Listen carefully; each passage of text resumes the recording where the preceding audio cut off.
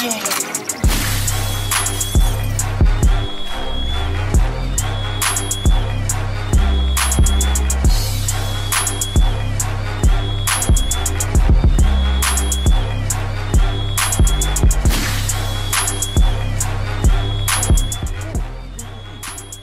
back, y'all.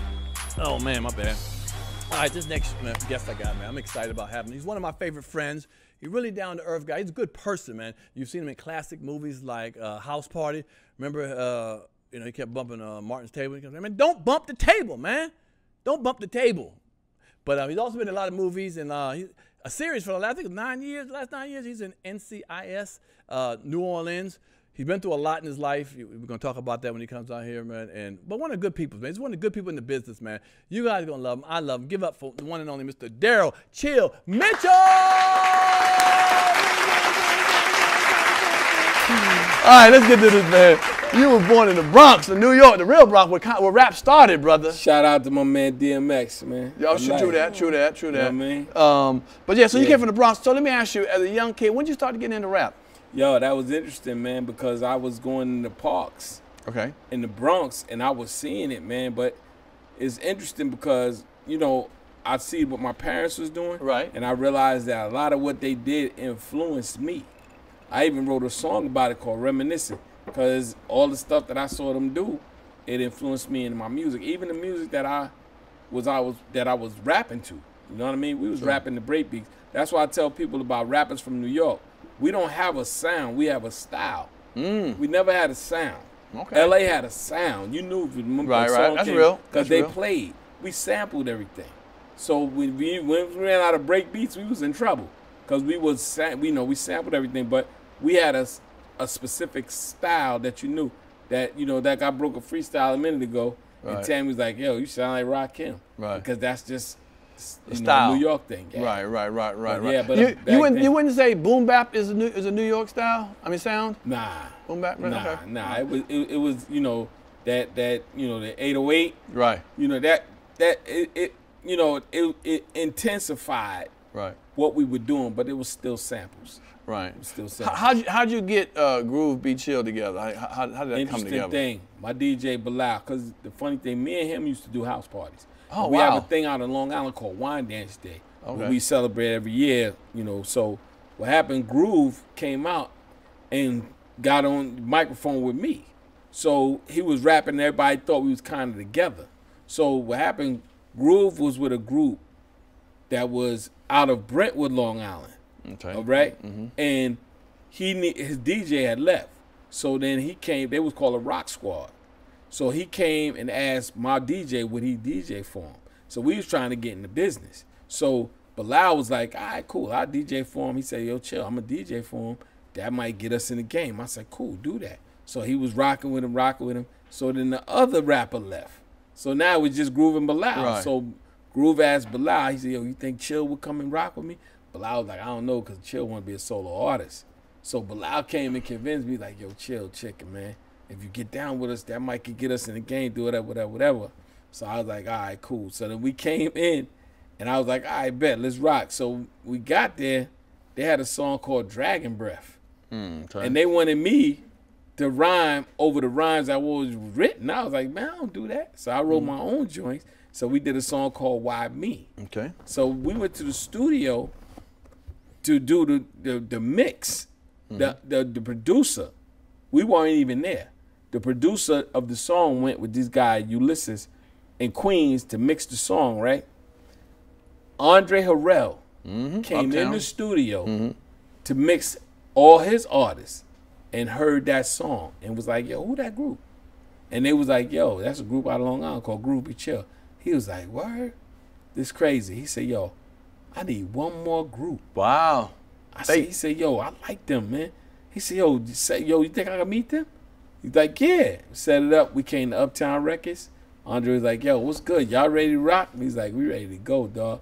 And signed us to Uptown Records. Was he here? Was he there at the time? Who?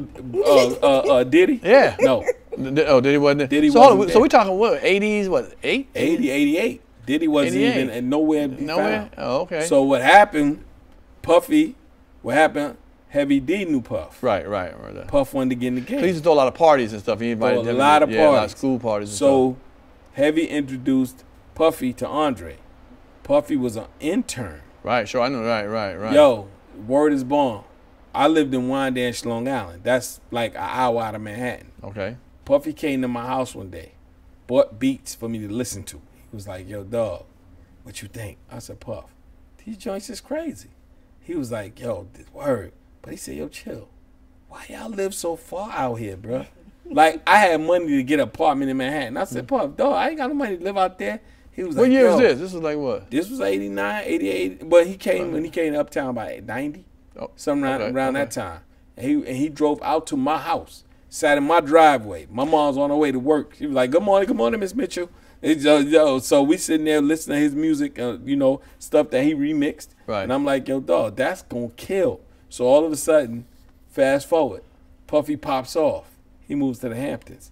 So now he has an all-white party. I come out there, got my little Winnebago. Puff is like, yo, he can park that anywhere he want to because that's my dog. I park, I'm good, I'm set up. I said, Puff, you complained about me living in Wyandanch, right. And your ass 2 hours past me now. Damn, he was 3 like, hours yeah, outside. You got me, dog. You got me. I said, yeah. Well, one thing I like about Puffy, I respect so much, was his hustle. Come on, man. He has a grind. I'm going to be honest, I'm going to tell you, you ain't got to say nothing, but his talent might be here, but his grind is here. Yo. His grind is over his talent. Some people are talented but don't have no grind. I you know what I'm saying? Everything I love. Puffy have parties that he know the fire marshal's going to shut down. Of course. I've been to hotel parties in rooms where Puffy have champagne in the tub, on ice, everything. You know how many people in the room? About 7. 7 people.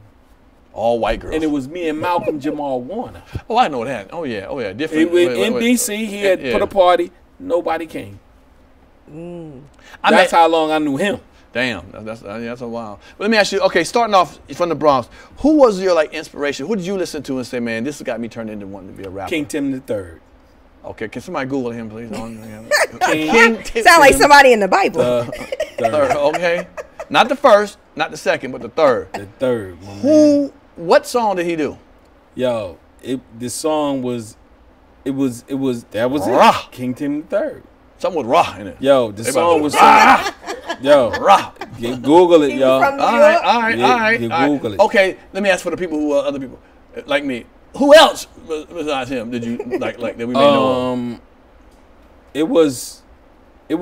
I tell you, it was the Cold Crush brothers. Okay. I can't remember. Okay. Grandmaster Cass. Yeah. Yo, cause it was crazy because we had a lot of his tapes and we used to do, talent shows at our school, and we used to rap their stuff. Right. And it was me, Rakim, and this another guy named G Stro.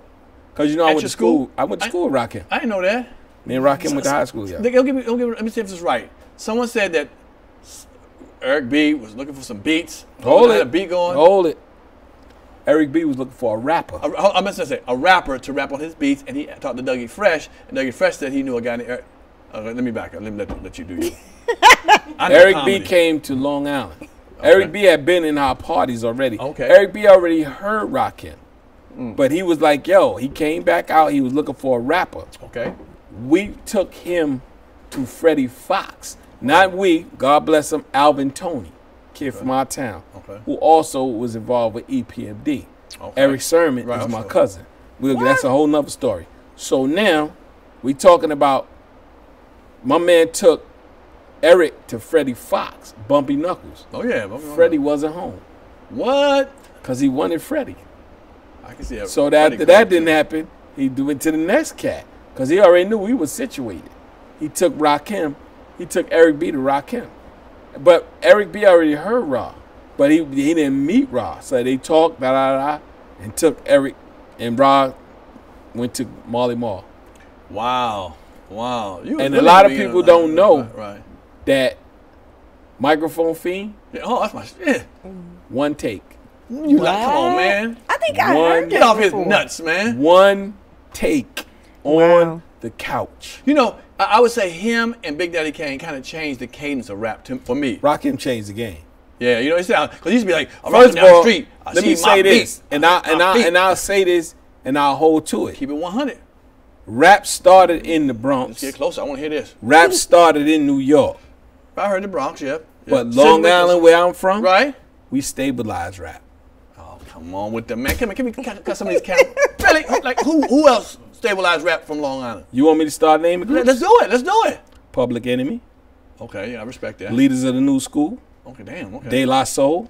Dang, okay. Craig Mack. Well, shit. Biz Markie. Okay. Keith Murray. All right, calm down, shit. All right. K Solo. Okay, true that. Okay. Groove Be Chill. Okay. Damn, you do that. Do I need to go on? No, it's enough. You taught me a lesson. Now, I'm going to tell you why. Because we was from the suburbs. I know. So when we did videos, ours was suburban. I know, grass in y'all front yard. So a lot of people around the world could relate to what we were doing. When Public Enemy came out with my 98, that's all the South was driving 98s. So you know what I mean? And Leaders of the New School and Busta and all that craziness. Dog, we wasn't rapping hard. Right. We was rapping. And I'm talking about if you ain't over the bridge, then that's Long Island. Queens, all that, that's not Manhattan. Where's Tribe from? Queens. Yeah, Queens. Where's LL Cool J from? Queens. Yeah. We stabilized rap, player. Okay. Where's Run DMC? Right. Where's Run DMC Hollis. from? We stabilized rap. Come on, man. Okay, I respect it. Damn. Okay. Well, DC stabilized comedy. We had Dave Chappelle. We got tell him, Pierre. Lawrence. Tell him. Tommy Davis. No, we got Earthquake. Shout out Chris Thomas. We got Wanda Sykes. No, you want me to start? You want me to continue? Shout out to DC. I got a go-go song I did, bro. All right. It's coming out. We're going to stabilize some of them. And I shout out your boy Chuck Brown. Yeah. So well, some good people came out of Jersey, too. Easy. Naughty by Nature, Queen Latifah, Whitney Houston. Do I need to keep going? Yeah. No. John Bon Jovi. No, you don't. Keep going. John Bon Jovi. It's the wrong show. Everybody start hitting the delete button. They sound John Bon Jovi. What are they doing that at and shit? Okay. Yeah, bro. Come on. Next question. Right. Okay, damn. Okay. So we ain't even getting to the movie thing yet. No, man, we 10 minutes to this show, brother. Yeah, that's I know you for 30 years, homie. Yeah, you know I got stories. So how was it working with Andre Harrell? Like being at that time, you know, that was a hell of a time, man. That's some I had to get past him being Dr. Jekyll. I heard that, Mr. Hyde. Yeah, I had to get past that point because it's Dr. Jekyll He's and been Mr. a rap Hyde. group called Dr. Jekyll, Mr. Hyde. Look it up. Yeah. Ooh. I had to get past that point. Right, you know what I mean? Right. But you talking about it was great because you had worked with somebody who already was a rapper. Right. So he already knew what we had to go through. He knew, you know, the road and all that we had to go through. So he was very influential. And Dre he was a visionary. He could look at artists and say, yo, you know what? This is something else. I see you. Right.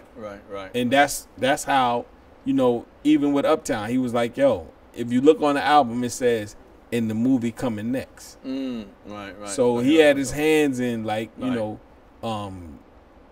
with what's the movie with Tommy Davis and Halle Berry and start with an S. Strictly Business. Strictly Business. Yep. You know, because he knew he was a visionary. Right. They knew it. And there was one point where movies were just made to sell. The money was a soundtrack. Come I remember on, that when dog. coming out. They had the soundtrack secured first. That's and damn near threw a movie together. Bruh, that's a whole nother story. You know what Keep I'm saying? Going. Yo, it's funny. That's truth. I always wondered, you know, you see Puffy with the flashlight, the life he lives, and the baller, and the women, and the cars and jewelry. I really believe that Andre Harrell started that for him, put that in his mind. Because one day I was walking down in Manhattan, just walking down one of the higher numbers, before Harlem. Can I drink some more of this Crown? Man, come on, the Crown is yours, brother. And it was like about 80th Warning. Whatever it is, like upper Manhattan. I was walking through there, and I ran into him walking. He said, yo, you want to go to this party? It's during the daytime. I said, yeah, I ain't really doing nothing. He said, come on. He took me to this old white exclusive party, like pool party with white women and beautiful people all around. I said, damn, brother, that's how you roll this?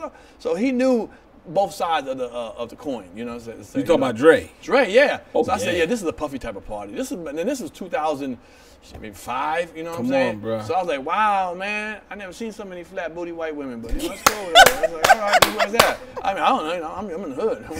I'm in Queens.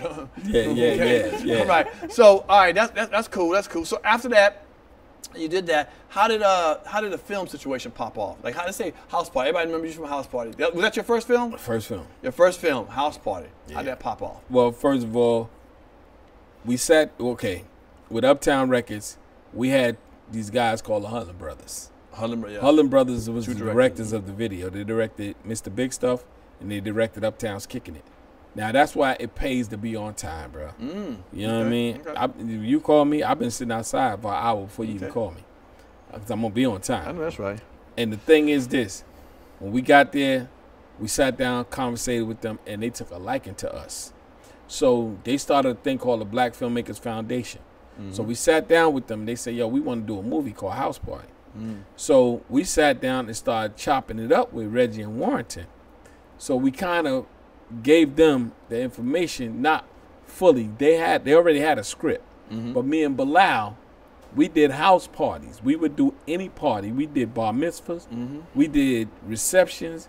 We did repasts. Damn. We did them. And whatever. We did them. Repast. Yes, sir. Right. So we set up, we rock out. And then it got to the point where, we would pull up at a park, plug into the light pole, get it popping. So till the police come. That's me and Bilal. Wow. So we started talking about House Party. You hear a part in the movie when play goes, my moms went down south, way down south. What happened, my parents went to South Carolina. I never had a house party at my house. But my brother, Ike, he was like, yo. I said, Ike, let me have a party, man. He was like, all right, go ahead. Because my parents had went to South Carolina. So that gave me the green light, have a party. So a lot of things we put that happened in the movie. Wow. The first script said Groove Be Chill. Really? Yeah, man. It was about us. Wow. So what happened then, that's why White Thing Martin name is Bilal. Right. I saw that. Because my DJ name was Bilal. So your breath stunk too? No. Your DJ's breath be stinking all the time? No, kind of, sort of. Oh, damn. A lot of breath stink. No, I didn't. His breath didn't stink. But nah, that was something they put in there. So Kid was me and Play was Groove. Okay. A lot of people don't know that. See, Pierre, you getting exclusive right now. That's what I'm here for. I'm here for that work like that. Yeah, you get I want a real exclusive. Who shitted in the toilet? Dog. Come on now. That's a real exclusive. It was you. No, it you was like your shitter. ass. You like a shitter. It was your like ass. a shitter walking out of the air. Somebody shit in that It toilet. was your ass. No, but yeah, man. So after that, and then, they basically, God bless them, they put us in the movie. Nice. What happened? They shopped us with the movie originally. Oh, but wow, okay. The studio was like, because Tougher Than Leather had just came out and didn't do too well. So it was like, if Tougher Than Leather didn't do too good, how are we going to use Groove Be Chill in the movie? So they was like, yo, get us some stars. They asked Will, they asked Malcolm Jamal Warner, they asked all of them, and they passed. Because Bill wasn't going to let Malcolm do no house party. No, you doing this. Okay, here's a story I heard. I heard they wanted Will and Jazzy Jeff at first. But they wanted to use Nightmare on Elm Street video or some song or whatever. They wouldn't let them use it, and they said, no, we ain't going to do it. And that's when they went to look for Kid and Play. Am I miscorrect? Well, hey, that might have happened. Oh, okay. You might be right. But I'm just saying, when they wanted Will, and they passed on it. But I tell anybody every time, I didn't care who was in the movie. That movie was a star. There you go. It wasn't the actors. But hold on. You had a lot of great actors come out. Bro, a lot of I be watching the movie now and be like, damn. Right. I didn't know he was in the movie. And it was Tisha Campbell was one of the real actors. She was the real actor. The rest of them was kind of having fun with it. I don't know about A.J. Johnson. I don't know her background. Let me tell you how green we were, bro. Okay. In the party scene, they had a click track. Okay. Is it boom? Yeah, right. So we can stay on beat. Right. So you can add a song later. For those who don't know, a lot of times they shoot a movie and they put a click track. They put a click track. Everybody's kind of dancing to nothing. Really, it's a click beat. And they add the music later. Right? Because you can't cut around a movie. If the song's on, it'll be a different part. Especially if we talking, you can't hear over the music. Right. There you go. Go ahead. If you watch the movie, there's gonna be a part where we just dancing and ain't nobody talking, cause we was like, yo, we need some music. Now this is even crazier. Full Force just threw a song together just to put in the movie so we could have something to dance to. Wow. Right.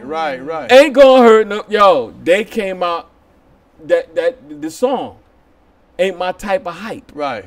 Which is a smash. Right. Yo, and I called Bow Legged Lou the other day. I said, Blow, yo, that is that's the worst, best record y'all ever made. Hell no.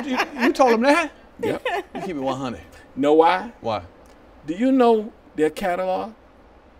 Full Force. Yeah. They did songs for New Kids on the Block. What's that girl They name? did songs for Lisa. Lisa, I remember that. And their own songs. And the most song they known for is Ain't My Type of Hype. You got a point there. Because of the soundtrack, what you just elaborated on about soundtracks, that was the moneymaker. Right. So when they did that soundtrack to that song, it was so crazy that it just, it superseded everything that they did.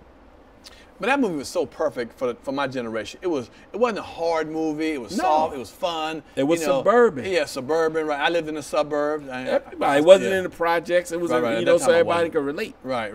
It was. I mean, it had so many people in that movie too. Was you around Robin Harris? Yeah, Robin Harris. Oh, let me tell you about Robin Harris. So one day, I came into work. So I had on suspenders and I had on shorts with suspenders. With the red suspenders, right? Right. Yeah, right. Robin Harris said, "Boy, who dressed you?" They told us bring some clothes. I bought this myself. Oh, hell. Because the budget was only $2 million. Okay. That was it. Right. So they had no money for no clothes. Right. So I bought my joints. I thought I was hot. He was like, "Boy, who dressed you?" I said, "Yo, you don't like this?" He said, "Boy, you look like a seagull in shorts." Oh, wow. Boy, that was it. Yo, everybody started, and Play would rile him up. Play would say stupid stuff to him just to make him go, and he'll cut everybody up in the room, dog. He had, every day, he had fresh stuff, dog. I miss that dude, I swear. I know. You know what's crazy? When I did Baps, at the end when I wore a suit, I brought my own suit. Notice he gonna make it about him now. Yeah, that's what we do. Go ahead, Pierre. Pierre's panic. Go ahead, Pierre. You need to change that. Go ahead, Pierre. Look like a logo. Yeah. No, I want to hear this. Go ahead, guy. I want to hear this. Yeah. Back to me again. Like I said. So what happened was, I bought my own suit on Baps. At the end. It was big as hell too, Pierre. Really? I was watching it the other day, like, damn, that's a big ass suit. Oh, I hate her. Looking like you part of Guy or something. Grew me. But the point I was gonna make with my big ass suit was I felt guilty of wearing it again because I didn't want people to say, "Oh, you wearing this from the movie, damn, homie." I couldn't wear it in the clubs more. So I don't know. Did you wear the red suspenders again? Yes. Hell no, I wouldn't. I can't do that, man. Really? Yo, it was crazy though because the hat was my image. Right. But I didn't realize that in Hollywood, like the casting agents and their producers, once you shoot a movie with that hat, that's it. They don't want to see that no more. Right. So I was going to auditions with my hat on. Because I'm like, yo, this is my image and this and that. And they didn't want to ask me to take it off. Oh, they were afraid? Because they were like, they didn't want to disrespect me. But I caught on quick. I was like, you know what? I think I ain't booking because this hat. Hell no. So I took the hat off and started booking gigs. Really? Cause you was a real mad hat. You was mad at the hat. Oh no, my hat is my image. You know what I mean? Right. Yeah, they thought it was something. Well, your career. I'm gonna get about me again. I lost out to you in Veronica's Closet. It was a TV show with what's her name, Kirstie Alley. Yeah. I got really close to the producer, got moved, my name was moving up. I was like, oh, I might get this role. And then somebody said, Daryl Chill Mitchell got it. I was like, oh, Chill, the rapper? From Groove Beach Hill? And then he got it? From House? Yeah. But nah, you killed it, man. It wasn't even the fact that I did better than you. It had nothing to do with that. It wasn't that. Let me tell you what happened. Once you get plugged in. You in, right. You're right. Once I got plugged in, and then they start checking around. See, the point is, they trying to figure out who is going to behave. There you go. They wasn't worried about who because they all they wanted me was for some seasoning. Right, sure. You know what I mean? Right. You just seasoning. But they might have not known your reputation. Right, sure. They knew my reputation because they're gonna ask around. Right. Well, how's he? How was he? They're like, yo, he ain't giving us no problem. All right, cool. Did he show up on time? Right. Yep. Yeah, he's on time. All right, well, we're gonna use him because we show up. That's all they show about. It wasn't the fact that I was better than you or none of that. I promise you that. It was just that I was plugged in, bro. That's the third realest shit she said today. I try my best. Yeah, no, for real, because I tell it to young actors, man, or rappers, whatever in the business, a lot of times it's them folks don't want to, because they got millions of dollars on the line. If they ain't with your old late ass attitude and your attitude of not want to memorize your lines, you out. I don't care how much the fans love you from your music or whatever. But if you can't be worked with, man, they'd be like, we ain't gonna deal with you. Yo, you know who I had that conversation with, man? Who? I'm sitting there, I'm running lines with him because I said, you are next, my dude. You sing, you dance, and you rap, and you can act. I said, bro, please, just stay the course. You gonna blow. I'm in the dressing room. I'm reading lines. I'm trying to make it happen. This is thin line between love and hate. So you know what I'm talking about. Not Martin. No, Martin can't rap. No. Who else was in the movie? Oh. No, who else was in the movie? We ain't got time, so I'm gonna tell you. Bobby Brown. Oh, come on. I was on his head, boy. Really? And the next day he didn't show up. Wow. I was like, oh my damn, Bobby. God. Bruh, cause Bobby talented, man. No, man, yeah. I was on his head. I'm there, Pierre. People love Bobby too. Dog. Can I make it about me one more time? Yeah, go ahead. Okay. Please do. We 30 years, so you know. I was on the Home Again tour. There was a New Edition had a tour called Home Again. It was about 1998, something like 1998, and I didn't know how. I knew New Edition, but I didn't know who was the favorite of the group. You know what I'm saying? The cities that Bobby Brown didn't come to, they wanted their money back. Come on, no man. disrespect to Ralph and the rest of them. If they ain't show up and Bobby was there, and that was when Bobby was bringing Whitney out and the baby on stage, and everyone's supposed to do a little bit of their own song, like a verse of their own song. Bobby did his album, okay? He did the whole damn album with Whitney out there. I was like, all the other back, they was feeling back there. He was the truth, bro. Oh yeah, he was. And I was on his neck like, Bobby, man, yo, please, man. And one day we had a set. We had a scene in the morning. Okay. And then Bobby had a scene in the evening. Ooh, that's too much part. So they was like, Bobby was like, I'm going back to my hotel, man. They let Bobby go. Shouldn't have never let him go.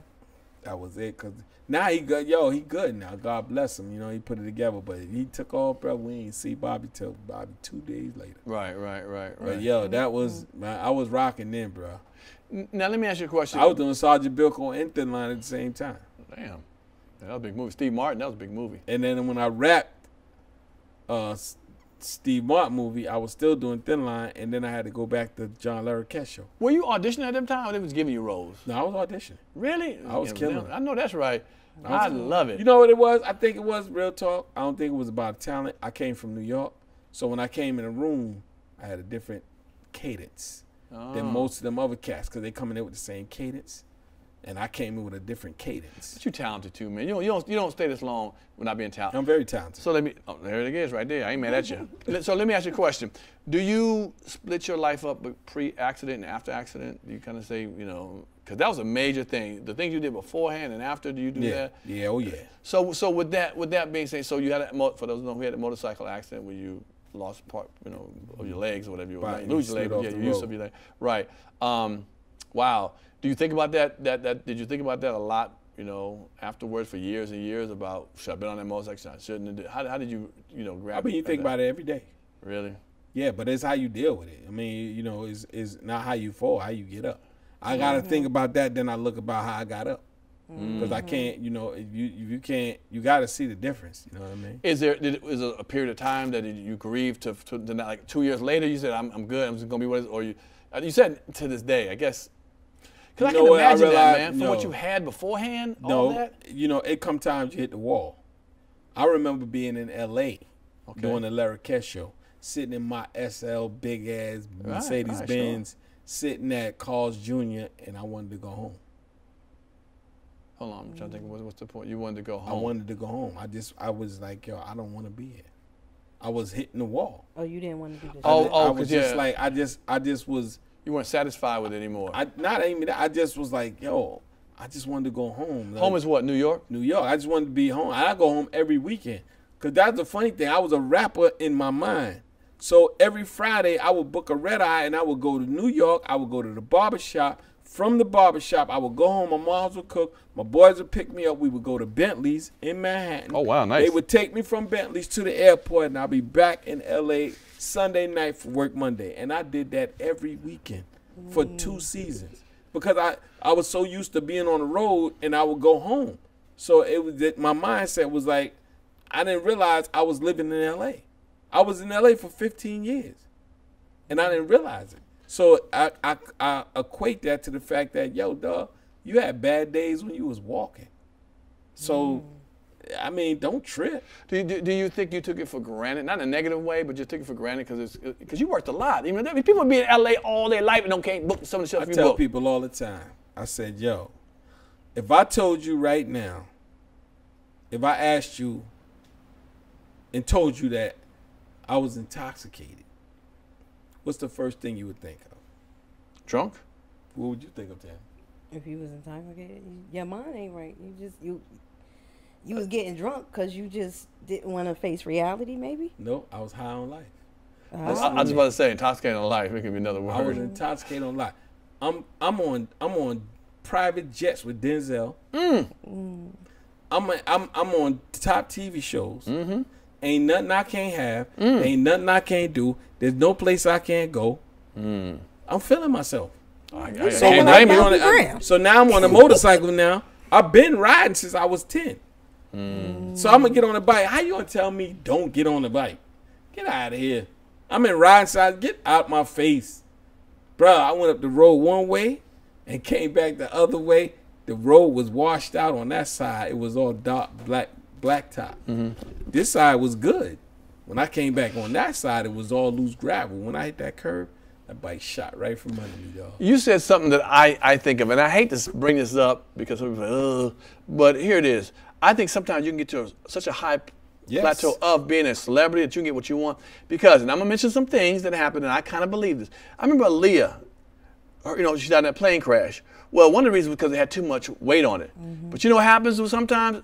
People say, put one more. I'm saying Leah said that, but someone put some on. And the dude that was working for him would probably let her or her crew put one more luggage, two more luggages on because she's famous. But you know what? At that point, he's intoxicated. Of course. Same thing I think. Again, I hope not, but same thing with my man, Kobe Bryant.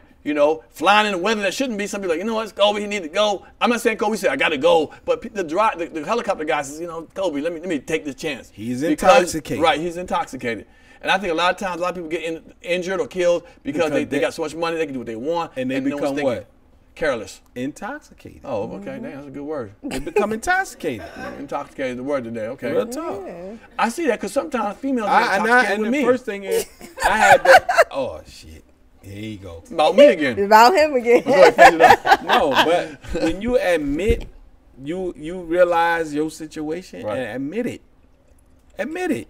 Admit you was intoxicated and this is what, because I speak at schools, colleges, all that stuff. And I be telling these kids, man, I'm like, yo, listen, man, don't become intoxicated. You can become intoxicated with life. Sure. And that's my thing. Because that wasn't no drugs, no alcohol, none of that. I was intoxicated. The night before I had the accident, my nephew asked me to ride the bike. And I told him no. You know why? Because I was drinking.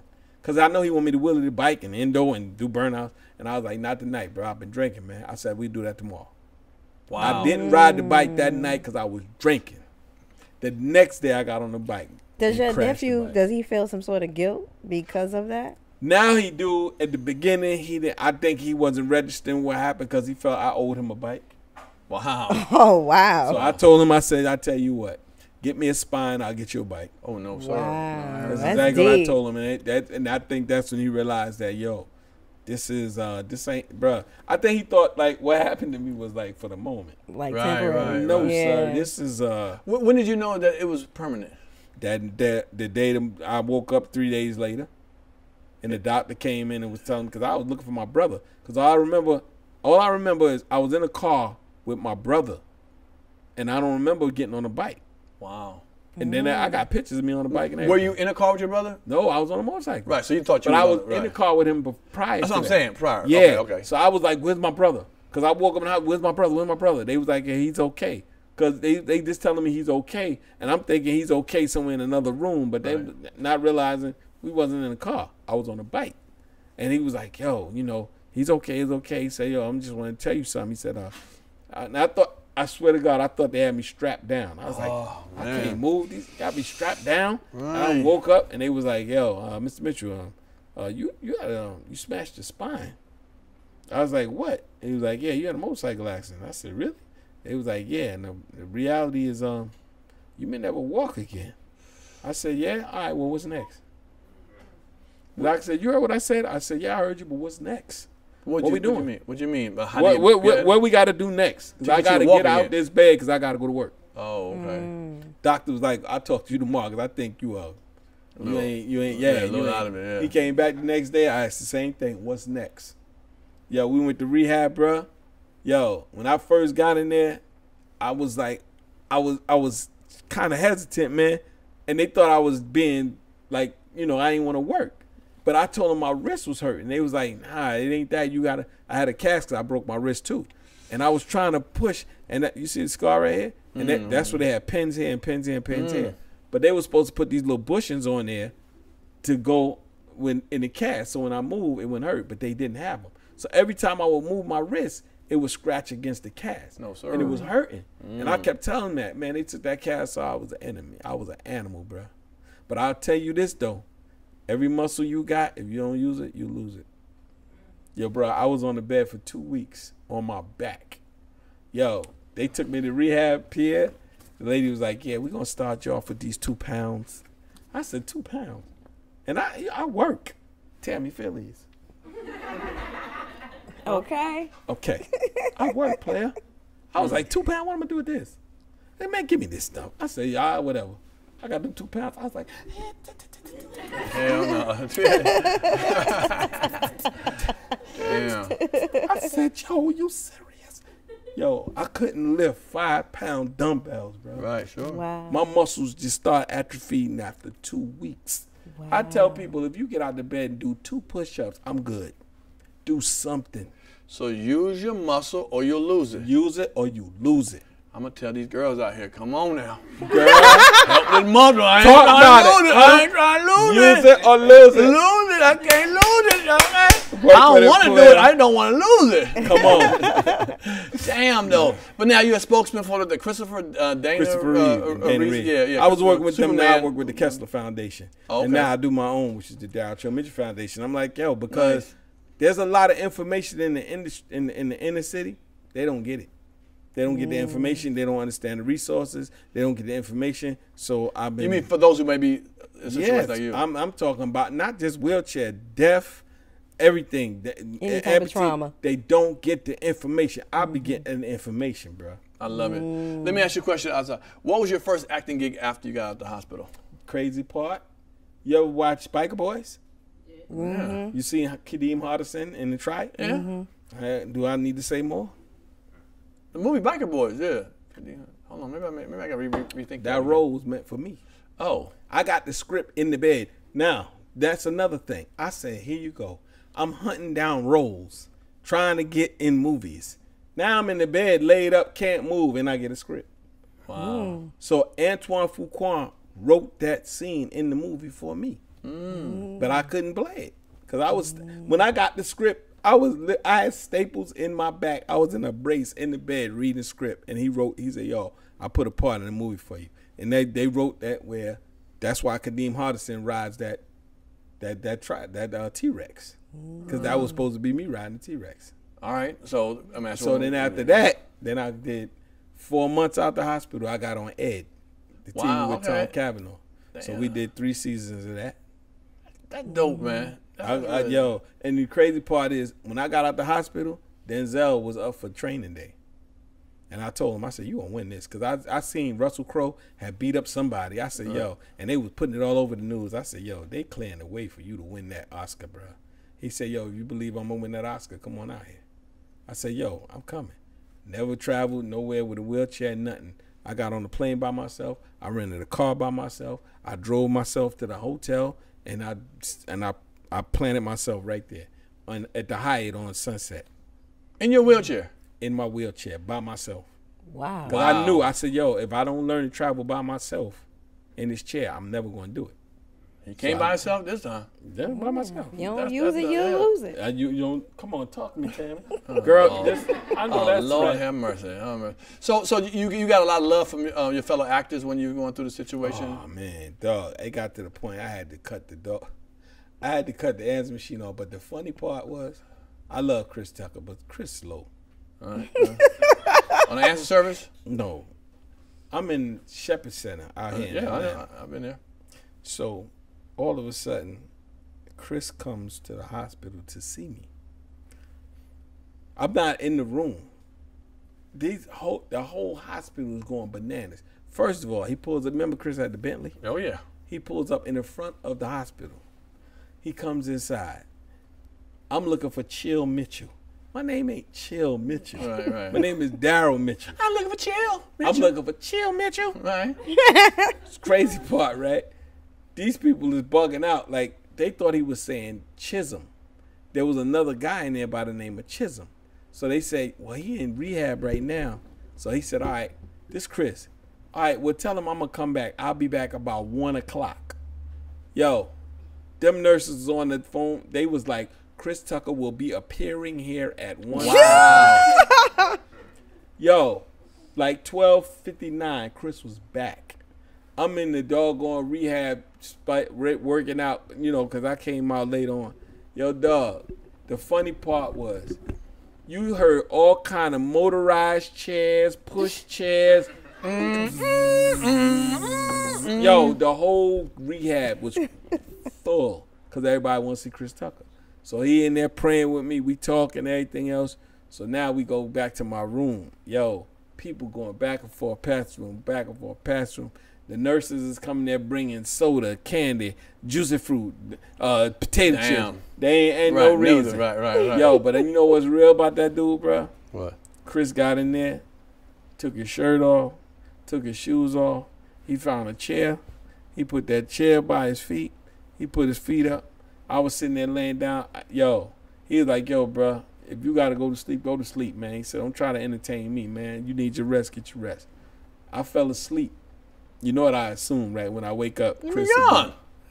Yeah, I woke up, yo, Chris was cuddled in the corner. Nice. Sitting by my side, bro. There you go, man. That's what real people do. Man, Malcolm Jamal Warner. Yes. Credit for that, man. That's good stuff, brother. That's good stuff, yeah. Yeah, Malcolm Jamal Warner flew from Canada. He was doing a show out there. He flew from Canada, came to my house, chill, took me to the barbershop. Got me a bottle of Crown. He said, you still you, bro. Drink this Crown. Get down. Took me to the barbershop. Got my hair cut. Yo, he came from Canada. That's love right there. Yo, but the one, my mom's, bro, we had a crew we used to roll with, all the boxing. It was Denzel, Wesley Snipes, Leon, Bob Johnson. Yep. We all went to the fights. Yeah, together. yep. Especially in This Memphis. particular year, you remember we all went to Memphis? Yeah. Tight. So this particular year, it was a fight happening, and we was all supposed to go. Of course, I can't go. Why they all came to my house to sit and watch the fight with me? Nice. Wow. My mom's was there. Butch Lewis walks in the house. Damn. Where you at? Where you at? Promoted Butch Lewis. That's the Rest in first peace. time I cried. I ain't cried the whole time, bro. I can see that, man. But I was holding it because I didn't want everybody else to feel like, you know, I'm holding it together for the family and the friends and everybody. But when my cavalry showed up and I heard Denzel go, where you at? Where my boy at? Yo, bro. I can see that, man. It just, because I knew my crew was here, bro. My mom, she said I had to walk outside. I couldn't stand there watching all these grown men cry. Wow, that's dope, man. But I did my sister dirty because I told her I had company coming. I ain't tell her who was coming. And then she was cooking chicken. She was over the stove frying. And Denzel walked up and said, yo, how long it's going to take for this chicken to be done? She turned around. Oh, my God. Grease everywhere. Hell yeah. She was like, oh, my God. Grease everywhere, dog. Leon, Denzel, Butch Lewis, but yo, we all sat in my house and watched the fight. That's dope as hell, man. That's dope. I like to hear stories like that because a lot of times we don't hear black men coming together supporting each other like that, man. No and doubt. there's a lot of us that do support each other. Leon came from Jamaica. Yeah, he was on in Jamaica, and Bob Johnson was like, yo, whatever we take to get him out of there, where we gotta go, we gotta go. They was looking out for me, man. And that's here in Atlanta, right? That's what, they got. I mean, I had insurance. Right. They act like I ain't had no insurance. That's funny. You know what I mean? That's funny. But like, no, you should have insurance. As much as you've been working, should actually be taking care of you really well. So you have pensions coming. This man is loaded, okay? Trust me, ladies and just people. He's loaded and shit. All right, look. I ain't got nothing to say. I know. So your career is moving. You're constantly working. You just finished, 7 years and 155 episodes of NCIS New Orleans? Good Lord. Tammy, you better listen. Shit, I'm the one told Pierre about it. whatever. But no, man, damn that. Okay, so now that's first of all, that's a blessing too. But you see, you stay on stuff that stays at least 3 years. You know the other show I do, right? Yeah, I'm about to go there. That's why I look. It's all about you, okay? It's about you. It ain't about me. I ain't on it. So Fear the Walking Dead, you know, everything. You don't let grass grow underneath your feet, brother. Yo, bro. I mean, every time I turn around, you want something new. Well, Pierre, I don't walk to get grass under my feet. Well, that's damn. I might look that's a bad pun right there. Wheels. Okay. You don't get grass on your wheels. No, but I'm been blessed, man. I swear. You really have. I no lie, man, because I look at my career, bro. Try to find somebody else to do that. No, sir. Now. No, sir. Now. No, sir. Do you know the show Brothers? That with me and Michael Strand? We did 13 episodes. I was a writer. I was a producer. I was the music supervisor. Damn. Star. And if we were in another season, they was going to let me direct. Wow. Woo-wee. So when but 13 episodes was the greatest education that I had. Because Don Rio, who created Golden Girls, Really? Okay. he was my showrunner because he did Larroquette. So when I called him, he said, I was retired, Chill. He said, I'll come out for you. So he came out with me and he pitched. So when I got him in the room, people was like, Don Rio, that's a go. So we had. Well, if you don't count your blessings, that's why I'm here with you, my dude. Shit. Because man, you know what I mean? Because you was there. Yeah, I mean, you came to my comedy show in New York. He came to Caroline's with his boys after the accident. I said I'm coming. Yeah, you said you was coming. It's Hollywood. I hear it sometimes, but no, you showed up and showed out too. Because let me tell y'all, man, y'all guys got me through it. Because when I did Larroquette show, I came out there and I didn't know what was there for me, what was going to happen. So now I'm out here on a show, and it's 5 years. And I'm from hip hop, so what's the closest thing for me to relate? I'm doing this show, and there's only 2 black cast members, and the show, it related to white people. So the funny part was I'm on a show black people don't watch, and white people don't know me. Damn. So I'm in a gray area. Right. So the comedy show was an outlet, and it taught me because when I watch your routines and how you do what you do. Because I swear to God, every time I went to a comedy show, I thought cats had routines every night, a new routine. And I got there and I'm looking, I said, but it was fly because certain people could tell the same joke, but it would be different. And not everybody could do that. And you was one of them. The first place I saw you it wasn't the Comedy Club, it wasn't the Laugh Factory. What's the other spot? The Comedy Act Theater? Nope. It was a Comedy Club. It was the Laugh Factory Improv, and the Laugh Factory. Improv. No, wait a minute. No, it was. What's the one on? Was it black or white? It was white. Okay, so it's either Improv, the Laugh Factory, or the Comedy Store. It was the Improv. Oh, okay, and yeah, Monday nights. Yep. Yeah, and it was hosted by. It was hosted by D-Ray. D-Ray, nigga night. Come on, player. And I saw you tear it up, dog. And I was like, yo, this dude here. So that's what made me like, and then, Cass was like, yo, oh yeah, he come on in. But the Comedy Store, oh no, I had to pay to get in there. Oh yeah. They didn't care. They was like, shit. Okay. They ain't know me. They was like, whatever. And I had no problem paying. Right. Because I was getting up in there. But I was like, yo. So what I'm hearing from you, we do a little talking. He want to do a little comedy. He want to do some, not stand up. I'm going to do some sit down. Yeah, sit down comedy. But, it's good. And Pierre is going to coach me through this. Yes. Okay. You know what I mean? Because I got stories to tell. No, you got, man. No, you got some. We got a little segment I do now. Yeah, we're going to let it go. You're funny with it, though. We're going to let it go. I don't play with it. Yeah. No, you crazy. My crew ran in here when they started hearing you talk, man. You can clown everybody up in this place, man. No, I wasn't clowning. It's them niggas, the goddamn cowboy boots and fucking me up. I was like, yo, come on, dog. Stop doing that, man. Well, you do what you got to do to get what you got to get. Then we start talking. I'm like, oh, yeah. He right. But no, man, that's beautiful, man. So now you're doing the Fear the Walking Dead. So is comedy your next movie? You really want to try stand-up comedy, man? You want to try? I think I got stories to tell, man. I'm going to bring you on the road with me, man. I'm going on the road with you. And Dead ass. But I want to, you be top bill. I want to be underneath you. Well, I mean, it's no choice. I mean, my arena. I ain't rapping. People gonna be like, why? He's a bigger star than Pierre. Easy. Well, okay, you might have a point there. Hey, hold on. Hey, okay, she need to leave. Get her out the audience. She laughing too loud. Okay, look, too loud. Okay, you know, so one of them Pierre anecdote. Okay, ain't no Daryl Chill Mitchell nowhere on this. Okay, yo, I can't wait, though. I cannot. I would love it, man. I would love. You know what? I would love. Okay. So you think I gotta get you up to 20 minutes. You gotta do at least 20 minutes. People don't want to see no 5 minutes of jokes. How long we been here? And I ain't told half of the story. Okay, all right. That's what we going on the road. We going on the road. I believe in you, Chill. Yeah. And I'm gonna come see you too. Yeah. I'm gonna go in the backyard first. I'm gonna get on that little stage in the backyard. In my backyard, Okay. I'm gonna talk about everything. I'm gonna talk about the broken step they tried to bring me up. Hell no. I'm gonna talk about all that shit. You about to diss my house, man. Oh yeah, I'm gonna diss the fuck out. Okay, all right. I'm like, you gotta get home, brother. I'm like, you know that patio Pierre fixed? Right. My chair went down one side. I was leaning on one side.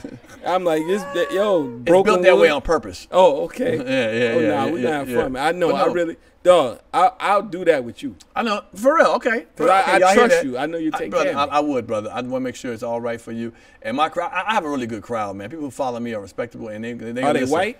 No, they're mostly black. They're about 75% black, but they're mature. I don't work with them. This nigga here. We lucky he working with us. Okay, fix yourself. Damn. All right. But now we bring you on the road. We're gonna do some on the road. Look, I want to thank you so much for coming out, man. I really do, man. No, we got. Okay, you know what? We're gonna play spin this damn wheel. Okay? We got a little thing where we play spin this wheel. We put crazy things on there. We want people to do. So if it land on something, you gotta do it. You either gotta read a book passage where it's like a novel, like a sexual novel. Tell us how you lost your virginity. If it fall on celebrity crush call, I mean, whoever your celebrity crush is, you gotta call them. You got 2 minutes to. We'll get your phone. You use mine. We need to write one more thing in there and put on there. What is it? Just put, do you still get an erection? Damn, yeah. Well, in fact, Tammy didn't want to know that. She didn't want to know that. Is the hard on real, or is it like a wet, spaghetti noodle now? You got plans? Motherfucker, Viagra kick out everything. If you got plans, baby, you better cancel. She got, you know I'm what? Tell you this much: bring Gatorade and lunch. And call out of work tomorrow. Cause you gonna be there for a minute. Bring Gatorade and lunch. You heard they got cat got your tongue? Damn, he told me to bring one. You ain't gonna provide one. I don't know what you want to eat. He bringing a sausage. Come on. So let's not act like okay. And he said the sausage worked. I told him this accent is a curse and a blessing. I can get the curse. The curse is the accent. The blessing, I can't feel nothing. So you know what? You're gonna sit there for a minute. Damn, you heard it's that? It's like 2-3 rubbers. Maybe 4. Nah, she ain't got nothing. You can knock her raw. That raw place right there. She good. That's what she tell us. You might catch COVID, but you know. No, I had COVID too. So well, fuck it, y'all cool then. Y'all safe. So tell us a real secret. Tell us who you change your place, who you trade places with if you could. Tell us the biggest lie you ever told. So we put this for you. Well, how am I gonna do for you? Okay, well, shit. All right, we'll do it right here. There's the camera right there. So you got to spin the wheel and whatever stop on. And y'all, we're gonna give him a roll call. You got roll thumb. You spin it and spin it hard. Yeah, don't be no pussy with it. Celebrity crush call. Oh, you make celebrity crush call. So pick up your phone. You got a phone. Where's the phone at? You got a phone? No, you got a phone somewhere. Where my phone at? Where's the phone at? Where's my phone? Yeah, you can play with it. I'm gonna call her right now. Okay. And so what you gotta do is you gotta say hello and say her name so we know who her name is. And you got 2 minutes to either. You're not really calling. Right. You know that. You got. No, I'm gonna call her for real. No, used to. You got 2 minutes to get to her house to get you some booty. Convince her that you want to go to her house to get some booty, or she gotta come to your house to get you some. So let us know who this is. Where's my phone at? Where's my phone? Get your phone. Yeah, so we do my. Oh, here's my phone right here. All right. So we see what kind of actor you are. So celebrity crush call. Right. Just put it up and see what it is. Oh, you got a couple of celebrity crushes. I know you have a beautiful situation somewhere else, but you're an actor, and that ain't no celebrity over there. So don't call her. I was finna call Tammy. I know you was. I can see that right now. Yeah. I'm trying to remember my number. Damn. So, all right, so act like who you are. Man, I'm trying. All right, I'm just gonna. I'm gonna put one out. All these actresses you know, man. She popping right now. You ready? Okay, let's see what you got. You got 2 minutes to get to your house. 2 minutes or less. Let's see what we got. Quiet. Hello? Fox, what's the deal? Oh. It's your boy Chill. What you doing? Yo, check it out. I'm over here with my man Pierre. You know what I mean? We just got through doing this dope podcast. Oh yeah, you know I shouted you out. Everything good. Hey, listen, what you doing later? You ain't got nothing to do? Yo, let me ask you one thing. Is you fucking with the help or you fucking with a boss? Nah. Yeah, you heard what I said. Hey, yo, check this out. I'm at the Four Seasons. On the roof. No, I ain't said the penthouse, baby. On the roof. Huh? All right. You gonna come through? Oh, all right. I see you in 4.4 minutes. Holla at your boy. All right? Killer. One. All right. Yeah. That's Vivica Fox. Oh, Vivica You Fox. said Fox. I thought you were talking about Fox. I know. I said Foxy Brown. So y'all Oh, Vivica Fox. Oh. You heard We me? got a crush on Vivi. My shit is silky, ain't it? It's like You heard some me? draws. Like some draws. Yeah, Okay. silky like Silky drawers. You might like it because she eat the groceries. Oh, that's what I heard. That's what What she 50 said. said? Booty hole, toes, elbows. Ain't nothing like a grown woman. Ooh. How grown are you, Tammy? I haven't gotten that. But Tammy, ain't nothing for us to talk about. Ooh. Our relationship is over. Damn, I heard that. She ain't grown up. We give you a swag bag. So what this is a bag. Pull out and look at what all the stuff is. Everything in here is owned by a black person, okay? A black person has... Oh, put that back. Man, boy, you don't like the fool, man. So everything... This is dope. Yeah. Why you ain't let me... Oh, there it is. Oh, official. He got a Pierre's Panic Room shirt. That's dope right there. What else we got in here for you, man? Yeah, we doing it big, man. Here you go. This book. Look at that. Yo, I heard about this book, Hold yo. on. That's black water, man. Look at that water, man. Damn. Respect that man water. Oh, Montreal. You know Yeah, what I mean? Montreal water. That's black. A black man's business is from the Alps, he say. There's no machine, nothing. It's from the... Is it from purified or? Yes. He about to give you the taste. He said it's pure water. It ain't no machine, nothing. Oh, shit. Oh, he gulping it. Did he flush twice before he put it in the bottle? Oh, shit. Yeah. It's good. Oh, shit. So get it for Montreal water. Okay, we got that. Give it Yeah. up Montreal water, Yeah. man. For a little shorties, eyelashes. Yeah. Oh, my daughter gonna love this. Yeah, man. who that buy? What that say over there? Now you can't read? Shit. Wet sugar, bro. What's it called? My Wet Sugar. No, mix. Oh, okay. What's this Mixed name? mixed by wet sugar. Yeah, bracelet, mixed a by white wet bracelet. sugar. Yeah, white bracelet. You can rock that. Those are real Oh, stones. that's dope. Look who put it out there. Celestial Jewels. Yeah. Man, damn. Hold on. Look at the name, man. Damn, bro. That's black owned I'm company. sorry. You gotta Boy, represent the name. okay, I mean, it's white folks. The white folks is right there. Oh, what that say, man? Oh, you know what? I got Did it. the accent do your eyes, man? Shit. Oh, she said, "Thank you. I'm grateful for your business." And what's the That name of the is business? name. Crystal Gardeners. I thought it was Celestial, but okay. What did that say? You read that. I can't read that Oh shit. yeah, you might be right. My It eyes said is Crystal crazy. Garden.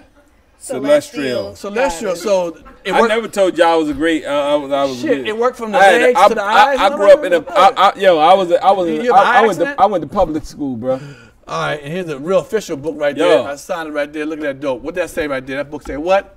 Yo, I hate to tell you, I saw this book, bro. Okay, you hate to tell me you saw it. No, I hate to tell you that. Real talk. Okay, Yo, thank you, man. I appreciate it, man. Too bad I ain't in this. But you're in the next version. You're the 101 phonies. Oh. Yeah, that's the first 100. Okay. We No, moved up to I don't want to be 101. no. You're I don't 101. want to be no phonies. No, you're homie though. You're the homie though. I'm She the said homie that and phony. phonies. So you catch that That's book on dope. Amazon. Look, Chill, man. I appreciate you coming, brother. Yo, For God real, bless man. you and all You didn't you have to do. come, man. I Pierre, appreciate it. yo, bro, Come on, man. let We me go. tell you As soon as I something. called you, you said you coming. So I We got the respect. last of the true Mohicans, bro. Yeah, it is, man. We the Really. last, man. And if we don't represent each other, who gonna represent Right, us? that's man? true, that's true. And I'm proud of you, man. I'm proud of you for not giving up and keep moving forward, brother. You shining even better than you did before, brother. I'm dead ass with that. Some people would get an accident and gave up and been feeble and been in the corner somewhere and said, fuck it, you know what I'm saying? But you seem like you rocked harder after the accident than you did before the accident, man. Very rich. For real, though. I'm very rich. Tammy, you heard that? Very rich. Yeah, yeah. Residuals. Come on, man. Oh, You know what I'm saying? 30 years of residual checks. I But told my kids, y'all gonna get this after I'm dead. Damn. they still gonna get them checks. That's what I'm talking That's about. why I spend like I ain't got no sense. Tammy. Intoxicated. Tammy. Intoxicated. Yeah, But I you know what? I regulate it now. Okay. You know? Now I just, you know, you regulate it. All right, well, cool. Well, thank you, Daryl Chill. We're giving up for Daryl Chill Mitchell.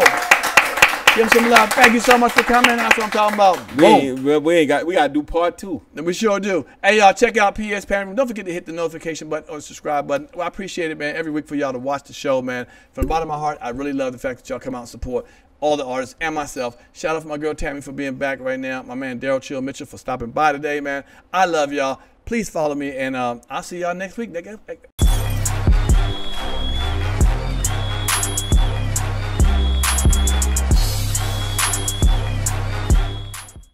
Turn me up a little bit. Turn me up a little.